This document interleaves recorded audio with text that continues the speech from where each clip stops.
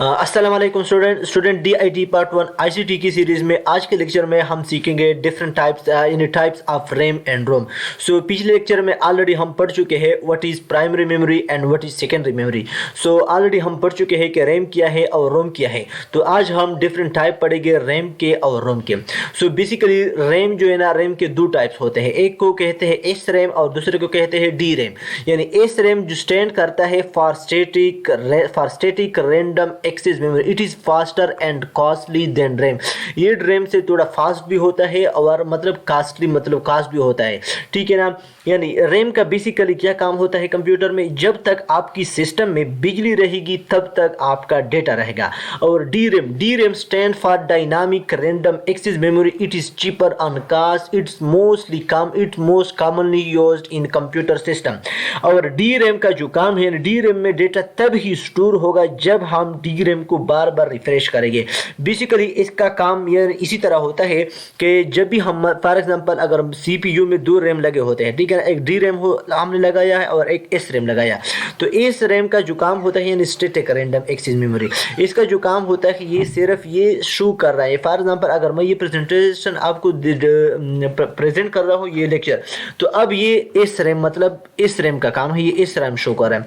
जब हम for example कोई लाइव वीडियो देखते हैं, लाइव स्कोर हम देखते हैं किसी क्रिकेट के या फुटबॉल मैच के, तो उधर जो लाइव स्कोर होता है वो बार बार रिफ्रेश करने की वजह से मतलब वो चेंज होता है, तो वहाँ वो सिस्टम जो यूज़ कर रहा है वो डी रैम यूज़ कर रहा है।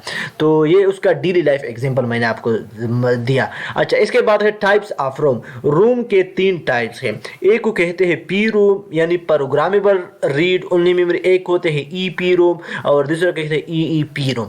सो P ROM P ROM stand for programmable read only memory, यानी ये एक ऐसा मेमोरी है जहां एक बार डेटा राइट किया जाता है और परमानेंट स्टोर रहता है। और डी रैम जो हो ना, सॉरी, जो सेकंड टाइप है ऑफ रोम का वो है ई पी रोम।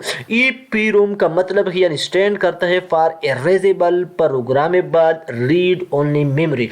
इसका मतलब ये है यानी जो भी डेटा हमारे सिस्टम में मौजूद है, अगर हम इसको इरेज करना चाहे तो इस डेटा को हम इरेज कर सकते हैं। ये और तब है हमारे पास ई पी रोम।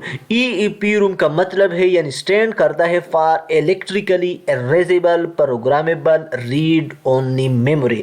इसका जो मतलब है अगर हम फॉर एग्जांपल इलेक्ट्रिक चार्ज के थ्रू डेटा को हम इरेज करना चाहते हैं, तब ये वाला यानी मेमोरी जो है हम इसको यूज़ करते हैं, यानी ई पी रोम।